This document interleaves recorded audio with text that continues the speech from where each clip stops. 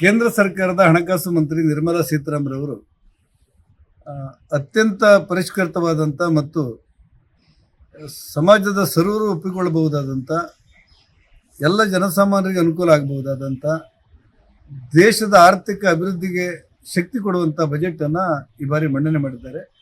ಸುಮಾರು 53 ಲಕ್ಷ ಕೋಟಿ ಬಜೆಟ್ನ ಒಟ್ಟು ವಿಸ್ತಾರವಾದಂಥ ವ್ಯಾಪ್ತಿಯಲ್ಲಿ ಹಲವು ಯೋಜನೆಗಳನ್ನು ಪರಿಚಯಿಸ್ತಾರೆ.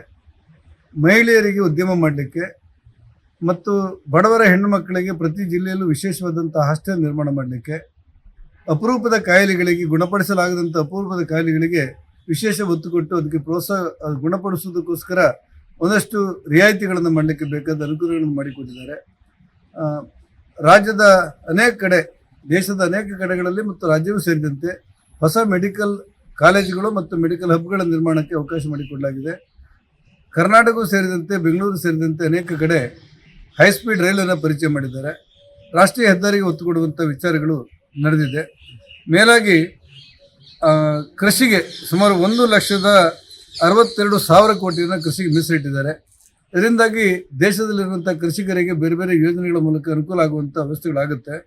ಗ್ರಾಮೀಣಾಭಿವೃದ್ಧಿ ಬಗ್ಗೆ ನಾವೆಲ್ಲ ಹೆಚ್ಚು ಮಾತಾಡೋರು. ಈ ಬಾರಿ ಅತ್ಯಂತ ಹೆಚ್ಚು ಅಂದರೆ 2,73,000 ಕೋಟಿಯನ್ನು ಗ್ರಾಮೀಣಾಭಿವೃದ್ಧಿಗೋಸ್ಕರ ಮೀಸಲಿಟ್ಟು ಈ ಸಮಾಜದಲ್ಲಿರುವಂಥ ಬಡವರಿಗೆ ಗ್ರಾಮೀಣಾಭಿವೃದ್ಧಿ ಮೂಲಕ ಅನುಕೂಲ ಮಾಡಿಕೊಡುವಂಥ ಯೋಜನೆಗೆ ಅವಕಾಶವನ್ನು ಮಾಡಿಕೊಡ್ತಾರೆ.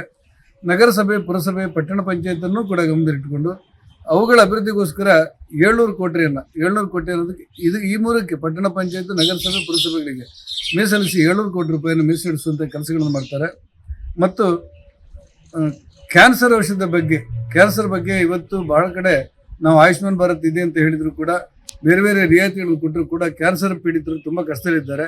ಅಂಥವರಿಗೆ ವಿಶೇಷ ರಿಯಾಯಿತಿ ಕೊಡುವಂಥ ಕೆಲಸಗಳು ನಡೆಯುತ್ತೆ. ಇಡೀ ದೇಶಕ್ಕೆ ಅಭಿವೃದ್ಧಿ ಆಗುವಂಥ ತೆಂಗಿನ ಬೆಳೆ ಹೆಚ್ಚು ಪ್ರೋತ್ಸಾಹ ಕೊಡುವಂಥ ಕೆಲಸಗಳು ಮಾಡಿದ್ದಾರೆ. ನನ್ನ ಜಿಲ್ಲೆಗಳಲ್ಲಿ, ನಮ್ಮ ರಾಜ್ಯದಲ್ಲಿ ಗೋಡಂಬಿ ಬೆಳೆಗಾರರು ಮತ್ತು ಅದರ ಉದ್ದಿಮೆದಾರರು ಸಂಕಷ್ಟದಲ್ಲಿದ್ದೇವೆ. ತೆರಿಗೆಯಲ್ಲಿ ಪರಿಷ್ಕರಣೆ ಮಾಡಬೇಕು ಅಂತ ಹೇಳಿದಾಗ ಅದಕ್ಕೆ ರಿಯಾಯಿತಿಯನ್ನು ಮಾಡಿಕೊಡುವಂಥ ಕೆಲಸಗಳು ಮಾಡಿದ್ದಾರೆ. ಬೀಡಿ ಉದ್ಯಮ ಸಂಪೂರ್ಣ ನಶಿಸಿ ಹೋಗುವಂಥ ಒಂದು ಅವಕಾಶಗಳಿತ್ತು. ಆ ಬೀಡಿ ಉದ್ಯಮಕ್ಕೆ ಹೆಚ್ಚು ಶಕ್ತಿ ಕೊಡುವಂಥ ಕೆಲಸಗಳನ್ನು ಮಾಡೋದನ್ನು ಕಂಡೆ. ಮತ್ತು ಶ್ರೀಗಂಧ ಬೆಳೆಗಾರರು ತಮ್ಮ ಅಭಿವೃದ್ಧಿಗೋಸ್ಕರ ಅನುಕೂಲ ಮಾಡಿಕೊಡಬೇಕು ಅನ್ನೋ ಹಿನ್ನೆಲೆಯಲ್ಲಿ ಆ ಶ್ರೀಗಂಧ ಬೆಳೆಯವರಿಗೆ ಕೂಡ ಅವಕಾಶವನ್ನು ಮಾಡಿಕೊಡಲಾಗಿದೆ. ಒಟ್ಟಾರೆ ಸೋಲಾರ್ಗೆ ಶಕ್ತಿ ಕೊಡುವಂಥ ಕೆಲಸ ಆಗಿದೆ. ಅಪರೂಪದ ಕಾಯಿಲೆಗಳಿಗೂ ಸೇರಿದಂತೆ ಆರೋಗ್ಯ ಕ್ಷೇತ್ರಕ್ಕೆ ಹೆಚ್ಚು ಹಣವನ್ನು ವಿನಿಯೋಗ ಮಾಡಿದ್ದಾರೆ. ಮೀನುಗಾರಿಕೆ ಪ್ರೋತ್ಸಾಹ ಕೊಡುವಂಥ ಕೆಲಸಗಳಾಗಿದೆ. ಒಟ್ಟಾರೆ ನಮ್ಮ ಇಡೀ ದೇಶವನ್ನು ಗಮನದಲ್ಲಿಟ್ಟುಕೊಂಡು ಕೆಲವರು ನಮ್ಮ ರಾಜ್ಯಕ್ಕೆ ಬಂತ ಕೇಳ್ತಾರೆ. ರಾಜ್ಯಕ್ಕೆ ಬರೋದು ತಪ್ಪೇನಿಲ್ಲ, ಜಿಲ್ಲೆಗೆ ಬರೋದು ತಪ್ಪಿಲ್ಲ, ಪಂಚಾಯತಿ ಬರೋದು ತಪ್ಪಿಲ್ಲ. ಆದರೆ ಈ ದೇಶದ ಬಜೆಟ್ ಅನ್ನೋದು ಈ ರಾಜ್ಯ, ದೇಶ, ಜಿಲ್ಲೆ, ಗ್ರಾಮಗಳನ್ನು ಗಮನ ಇಟ್ಕೊಂಡು ಇಡೀ ದೇಶಕ್ಕೆ ಅನ್ವಯಿಸುವಂಥ ಒಂದು ಬಜೆಟ್ ಆಗಿರೋದ್ರಿಂದ ವಿಶೇಷವಾಗಿ ನೀವು ಇಂಥಲ್ಲಿ ಏನಾದರೂ ಕೊಡಬೇಕು ಅನ್ನೋದ್ರಲ್ಲಿ ಅರ್ಥ ಇಲ್ಲ.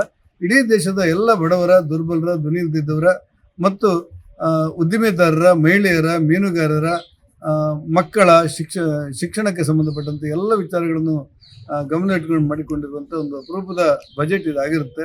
ಆ ಕಾರಣಕ್ಕೆ ನಿರ್ಮಲಾ ಸೀತಾರಾಮನ್ಗೆ ನಾನು ಅಭಿನಂದನೆ ಹೇಳ್ತೇನೆ. ಈ ಬಜೆಟನ್ನು ಸರ್ವರು ಒಟ್ಟಾಗಿ ಒಂದಾಗಿ ಪಕ್ಷಭೇದ ಮರೆತು ಸ್ವಾಗತಿಸಬೇಕು ಅಂತ ನಾನು ವಿನಂತಿ ಮಾಡ್ತೇನೆ. ಉತ್ತಮ ಸಂಸ್ಕಾರಯುತ ಶಿಕ್ಷಣದೊಂದಿಗೆ VSS English medium CBSE school, Udupi, Muddur.